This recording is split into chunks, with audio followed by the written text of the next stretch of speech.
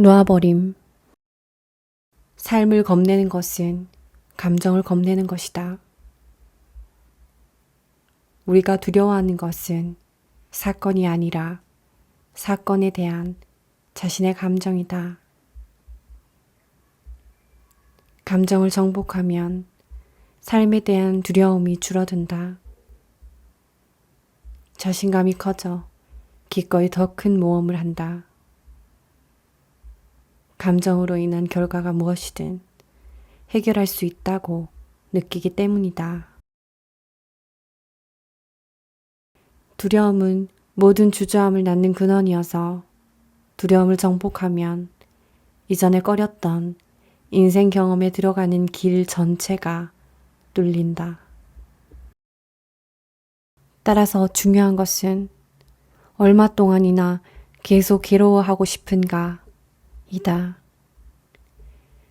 언제가 되어야 기꺼이 괴로움을 포기할 것인가? 그만하면 되고도 남는 것이 언제인가? 내면의 부정적 감정에 매달리고 싶어 하는 것은 우리의 왜소함이다. 왜소함은 심술궂고 옹졸하고 이기적이고 경쟁심 많고 인색하고 음해하기를 좋아하고 의심 많고 앙심을 잘 품고 비판 잘하고 보잘것없고 나약하고 죄책감 많고 떳떳하지 못하고 자만심 강한 측면이다. 왜소함에는 에너지가 별로 없어서 자존심만 고갈시키고 낮춘다. 자기 혐오와 끝없는 죄책감, 벌을 받고 건강하지 못하고 병이 나길 바라는 마음이 생기는 것은 우리 안에 왜소한 측면 때문이다.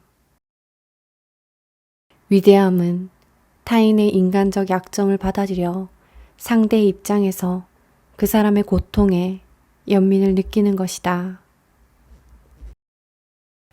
타인을 용서하면 자신도 용서되어 죄책감이 해소된다. 부정성을 놓아버리고 사랑을 선택할 때 진정한 보상을 얻는다. 이때 혜택을 받는 사람은 자신이다. 다시 말해, 진정한 보상을 얻는 사람은 자기 자신이다. 자신의 참모습을 자각할수록 고통에 덜 상처받는다. 자신과 타인의 인간적 약점을 연민으로 받아들이면 더 이상 굴욕당하지 않는다.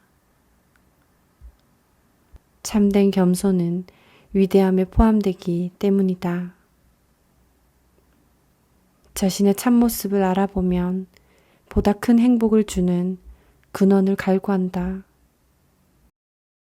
자신의 가치를 못 느껴 내심 허무해하는 대신에 자신을 참으로 사랑하고 존중하고 존경하면 행복의 근원을 세상에서 더 이상 찾지 않는다. 그것은 우리 내면에 있기 때문이다. 더불어 세상에서는 결코 행복의 근원을 얻을 수 없음을 깨닫는다. 아무리 불을 쌓아도 마음속 빈곤감은 메꿀 수 없다. 내면의 큰 나, 내면의 위대함과 만날 때 내면의 안정성과 만족감, 진정한 행복감과 만날 때 우리는 세상을 초월한다. 이제 세상은 즐기는 곳일 뿐 나를 더 이상 휘두를 수 없다. 부정성을 포기하는 기법과 긍정에 대한 저항에 항복하는 기법을 활용하면 언젠가는 자신이 얼마나 큰 존재인지를 전체적으로 자각한다. 이는 일단 경험하면 절대 잊히지 않는다. 원망은 최고의 변명이다. 원망을 하면 매일 한계 속에서 왜소하게 있으면서도 죄책감을 느끼지 않을 수 있다. 그러나 대가가 있다. 자유를 잃는다. 또한 피해자 역할에는 나는 나약하고 상처받기 쉽고 무력하다 라는 자아 개념이 따라오기 마련이고, 이 개념은 무의욕과 암울함의 주요 성분이다. 원망에서 벗어나는 첫걸음은 우리가 원망하려고 마음먹는다는 점을 아는 것이다. 비슷한 상황에 처한 다른 사람들은 그 같은 상황을 용서했거나 잊어버렸거나 완전히 다른 방법으로 해결했다. 빅토르 프랭클의 경우를 보았는데, 프랭클은 나치 수용소 간수들을 용서하기로 마음먹었으며 수용소에서의 경험 속에 선물이 숨어 있음을 보았다. 원망하지 않기로 마음먹은 프랭클 같은 사람도 있으니 우리에게도 선택권은 있다. 원망하려고 마음을 먹었기 때문에 원망하는 것임을 깨달을 수 있는 정직성이 있어야 한다. 상황이 아무리 원망할 만하게 보인다 해도 모두 마음먹기에 달렸다. 이는 옳고 그름의 문제가 아니다. 스스로 자신의 의식을 책임질 것인가 하는 문제이다. 왜 꼭 어떤 일이 늘상 누군가의 책임일까? 왜 꼭 애초에 그 상황에서 잘못이라는 개념이 등장할까? 왜 꼭 우리 가운데 누군가가 잘못했거나 나빴거나 책임이 있을까? 당시에는 좋은 아이디어로 보았던 일이 좋지 않게 끝날 수도 있다. 그러면 그뿐이다.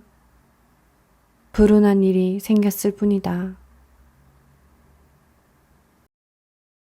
원망을 극복하면 자기 연민, 분개, 분노, 자기 변명에서 얻는 비밀스러운 만족감과 즐거움을 자세히 살펴 그 모든 하찮은 보상을 항복해야 한다. 이 과정의 목적은 감정에 당하는 피해자 수준에서 벗어나 감정을 갖고 있겠다고 선택할 수 있는 수준으로 올라서는 것이다. 마음속의 모든 감정에는 그와 반대인 것이 있다. 따라서 부정성에서 벗어나는 길은 부정적 감정을 인정하고 놓아버리는 동시에 그와 반대인 긍정적 감정에 대한 저항도 놓아버리는 자발성이 있다. 자기 안의 부정성과 왜소함에 집착하는 동시에 자기 안의 긍정성과 위대함에 저항한다. 사실은 용서하고 싶은 마음을 억제했으며 너그러움에 대한 저항을 놓아버릴 때 불만을 놓아버리려는 자발성도 생겨남을 알게 된다.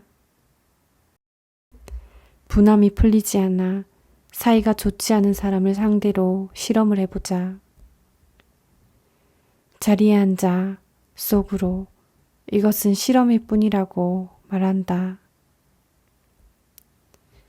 실험의 목적은 순전히 배움에 있다고 말한다. 그저 의식의 법칙에 친숙해지고 싶고 일어나는 현상을 지켜보고 싶을 뿐이다. 내면을 들여다보며 묻는다. 분노 밑에 무엇을 숨기고 있지? 분노 밑에서 공포를 발견할 수 있다. 분노 외에 질투도 보인다. 경쟁심도 보이고 그동안 관계를 가로막은 감정 복합체의 자잘한 요소들이 모두 보인다. 부정성 놓아버림과 긍정에 대한 저항 놓아버림을 동시에 한 결과 내면의 에너지가 달라지고 자존감도 미묘하게 바뀐다. 억울함과 마주할 때 확실히 알게 되는 것은 자신의 감정 구성 중 치유가 되지 않은 부분이다.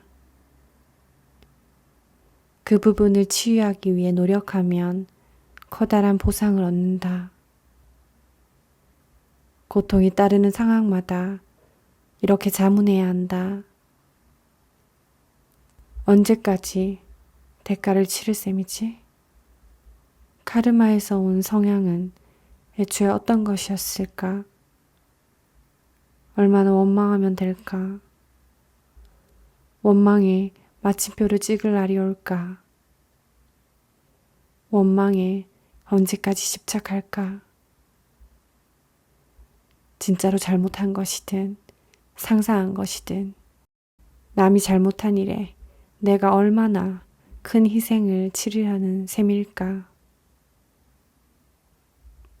죄책감을 얼마나 느끼면 될까? 얼마나 자학하면 될까?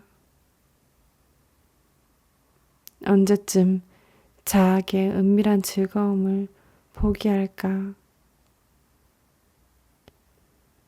이 형벌이 언제 끝날까? 우리는 공포가 인간관계에서 건강, 행복 등 모든 면에서 해롭다는 점을 알고 있으면서도 계속 공포를 움켜쥐고 놓지 않는다. 왜 그럴까? 우리가 무의식적으로 하는 공상에 의하면 우리가 살아있는 것은 공포 덕분이다. 공포는 생존 기제 전부와 관련이 있기 때문이다. 보호하기 위해 똑같이 하는 일이라도 공포 때문이 아니라 사랑하는 마음에서 할 수 있다. 영적인 차원에서도 마찬가지다. 같은 인간에 대해 연민을 느끼고 자기 일처럼 느끼기에 타인을 보살피는 것이 신에게 벌을 받을까봐 두렵기에 사랑하려 애쓰는 것보다 진보가 빠르지 않을까. 사는 일이 두렵고 다가올 죽음이 두려운 가운데 지금 이 순간은 죄스럽다. 우리는 죄책감을 잊고 사는 것으로 애써 죄책감을 피한다.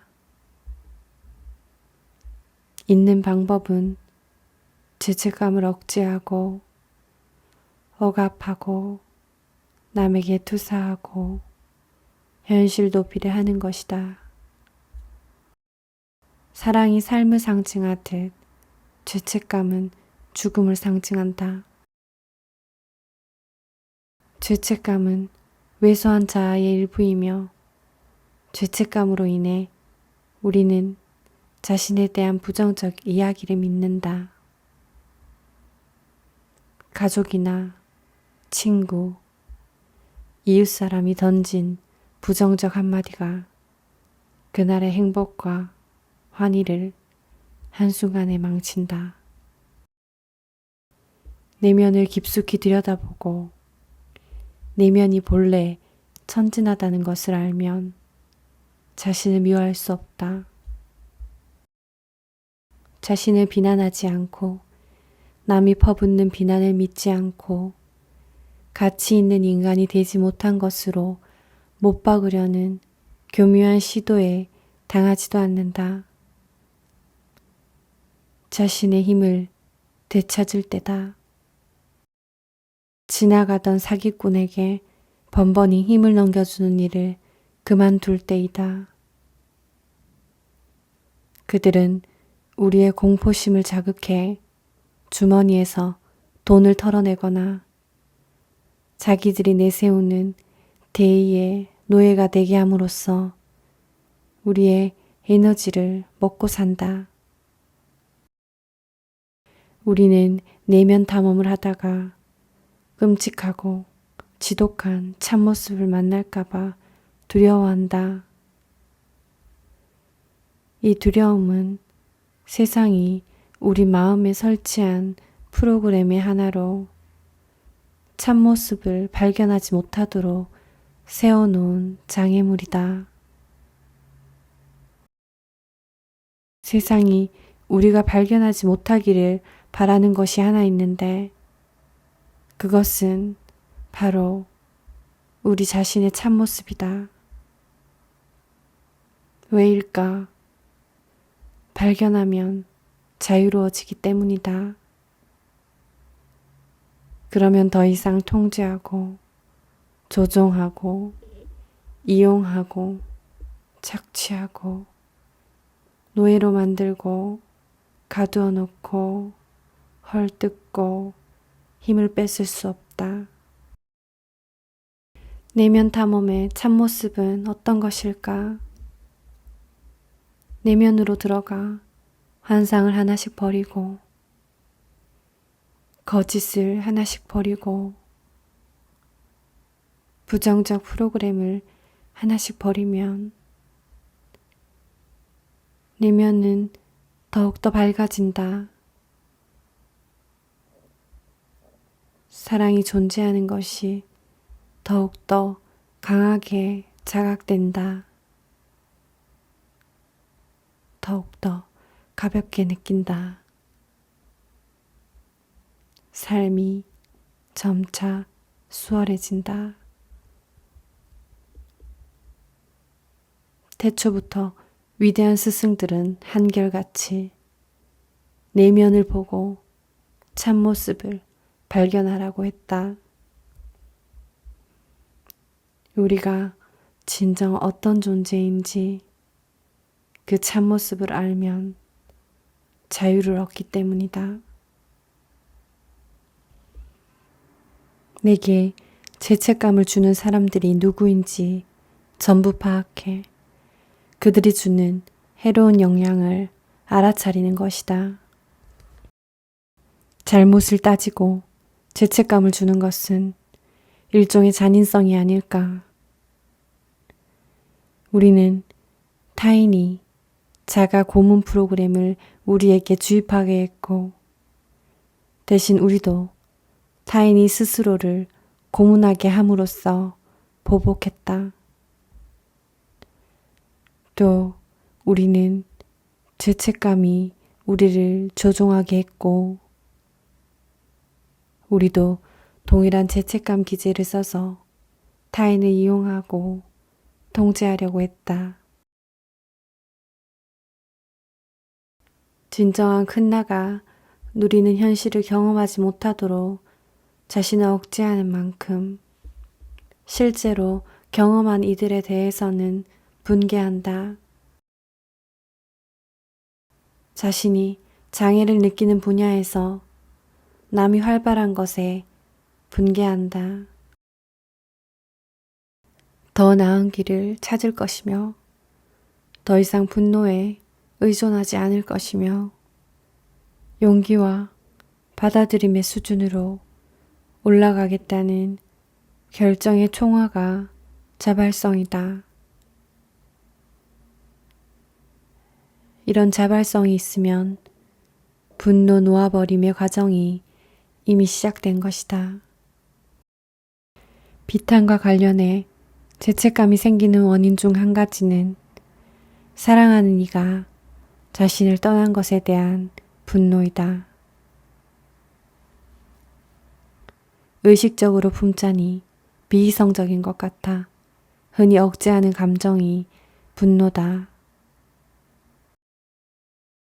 한편으로는 떠난 사람의 좋았던 점을 상상 속에서 더 좋게 부풀리기도 하는데 이때 두 심리의 불일치가 죄책감을 악화시킨다. 2500년 전에 부처는 인간의 모든 고통은 욕망과 애착에서 비롯된다고 했고 인간의 역사는 그의 가르침이 진실이라는 증거가 되었다. 이 딜레마의 해결책은 무엇일까? 이러한 프로그램들이 더 이상 우리를 휘두르지 못하도록 에너지 공급을 끊는 것이 놓아버림의 목적이다. 이렇게 할 때 우리는 의식이 커지면서 높은 큰 나에 대한 자각도 커질 수 있다. 우리 내면의 큰 나라고 하는 것은 사랑을 구하기보다 그냥 사랑한다. 부정적 감정을 끊임없이 놓아버리면 현재의 고통이 치료되고 미래에 고통이 생기는 것을 막는다. 공포가 신뢰로 대체되고 신뢰와 더불어 크나큰 행복의 느낌이 온다. 공포가 더욱 심각하면 잔뜩 겁을 먹고 조심스럽고 폐쇄적이고 긴장하고 낯가리고 말도 못하고 미신적이고 방어적이고 의심이 많고 위협을 느끼고 불안정하고 심하게 겁내고 수상쩍어하고 소심하고 궁지에 빠져있는 듯하고 가책을 느끼고 우대공포증에 빠지기도 한다. 아픔과 괴로움을 겁내고 사는 일을 겁내고 사랑을 겁내고 가까워지기를 겁내고 거절을 겁내고 실패를 겁내고 신을 겁내고 지옥을 겁내고 지옥살이를 겁내고 가난을 겁내고 조롱과 비판을 겁내고 함정을 겁내고 자신 없어 겁내고 위험을 겁내고 반감을 살까 겁내고 감정 자체를 겁내고 조종당할까봐 겁내고 들킬까봐 겁내고 섹스를 겁내고 홀로서기에 따르는 책임을 겁내고 공포 자체를 겁낸다. 게다가 원인을 자각하지 못하는 공포도 있다. 바로 보복에 대한 공포이다. 이 공포는 공개적으로 비판하고 되받아치고 공격하고 싶은 기대에서 생긴다. 공포의 대상에 대한 분노가 두려움 이면에 있다가 공포를 놓아버렸을 때 종종 드러난다. 우리가 무의식 속에 감추고 있는 공포도 감정 성장의 장애가 된다. 그렇듯 우리가 직시하고 인정하기를 싫어하는 영역을 칼 융은 그림자라고 명명했다. 융은 자아가 치유되기 위해서는 반드시 그림자를 직시하고 인정해야 한다고 했다. 우리 모두의 내면, 즉 융이 집단 무의식이라 부른 것 속에는 우리가 자신에 대해 받아들이기 싫어하는 것들이 모두 감추어져 있다는 것이다. 융에 의하면 사람들은 자신의 그림자를 세상에 투사해 세상을 악으로 보고 규탄하면서 세상 속의 악과 싸우는 일이 자신의 문제라고 생각한다. 실제로는 자신의 내면에 그런 생각과 충동이 존재함을 인정하는 것이 문제이다. 생각과 충동은 인정하면 조용해진다. 일단 조용해지면 우리는 더 이상 그 생각과 충동에 무의식적으로 휘둘리지 않는다. 공포를 살펴볼 때 칼융이 그림자 속에 있는 금지된 것들의 저장고를 집단 무의식의 일부로 보았다는 점을 기억해 두면 좋다. 집단 무의식이라는 용어는 그런 생각과 공상이 모든 사람에게 있음을 의미한다. 누구나 감정을 상징으로 표현한다. 또한 누구나 자신이 멍청하고 못생겼으며 귀여운 데라고는 없는 실패작이라는 공포를 남모르게 내내 품고 있다. 무의식적인 마음은 예의를 모른다. 지극히 무례한 개념을 떠올리며 생각한다. 노숙자를 죽여라 라는 말을 떠올리면 무의식은 그 말 그대로 의도를 갖는다. 운전할 때 누가 끼어들면 자기 내면을 깊숙이 들여다보면서 상대를 어떻게 하고 싶은지 아주 솔직하게 마음에 떠오르는 이미지를 상상해보라. 상대방 차를 도로 밖으로 밀어내고 싶을 것이다. 그렇지 않은가? 아주 박살내버려. 절벽 끝으로 밀어버려. 이렇지 않은가? 그것이 무의식의 사고방식이다. 유머 감각이 도움이 되는 까닭은 잘 살펴보기만 하면 그런 이미지가 웃길 따름이기 때문이다. 하나도 무서울 것이 없다. 무의식이 이미지를 다루는 방식이 그럴 뿐이다. 내가 형편없는 인간이거나 범죄자가 될 가능성이 있다는 의미가 아니다.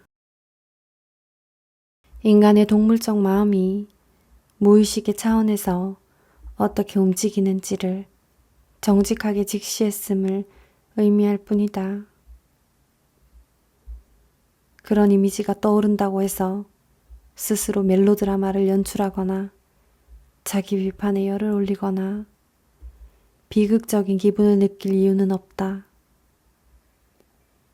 무의식은 원래 상스럽고 미개하다. 그림자 측면을 살펴보는 시간은 얌전을 떨거나 비위가 약한 척하는 시간이 아니다. 그렇다고 고지고대로 받아들이는 시간도 아니다.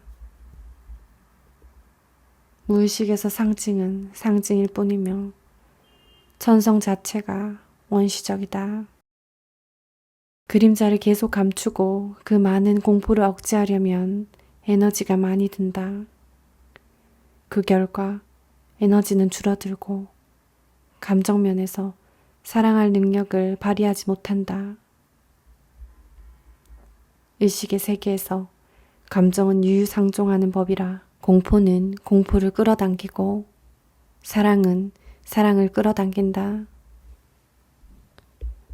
공포를 많이 품을수록 무서운 상황을 삶에 더 많이 끌어당긴다.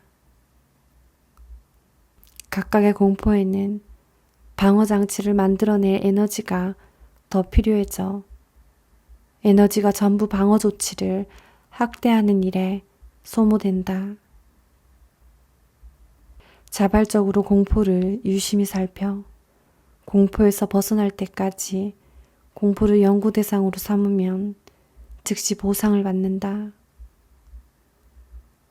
사람들의 내면에는 의식적으로 억제하거나 무의식적으로 억압해 공포를 쌓아놓은 저장소가 있다.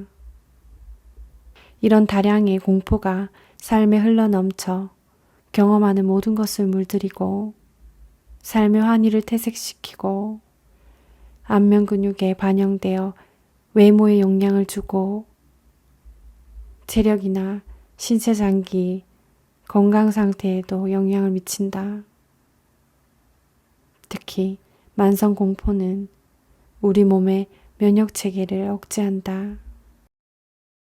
신체 운동학의 테스트 방법을 사용하면 두려워하는 생각은 근력을 크게 떨어뜨리며 경락을 따라 주요 장기로 가는 에너지의 흐름을 어지럽힌다는 사실을 즉시 확인할 수 있다. 끊임없이 항복하면 무조건적 사랑의 상태에 이른다. 깨달음은 바로 여기에, 이 순간에 있습니다. 이 완전히 평화롭고 시간이 존재하지 않는 상태를 경험하지 못하는 까닭은 깨달음에 저항하고 있기 때문입니다. 깨달음에 저항하는 것은 이 순간을 통제하려 애쓰고 있기 때문입니다. 이 순간의 경험을 통제하려는 노력을 놓아버리면 이 순간이 음악의 음색인 양 끊임없이 항복하면 정밀하게 끝없는 상태의 물마루에서 살게 됩니다. 다음 순간에 대한 기대를 놓아버리고 이 순간을 통제하려는 노력을 놓아버리고 지나간 순간을 붙들려는 노력을 놓아버리세요. 그러면 시간이 존재하지 않고 사건이 존재하지 않는 무한한 공간 속에서 살 것입니다. 형언할 수 없는 무한한 평화가 존재합니다. 이제 나는 집에 있습니다.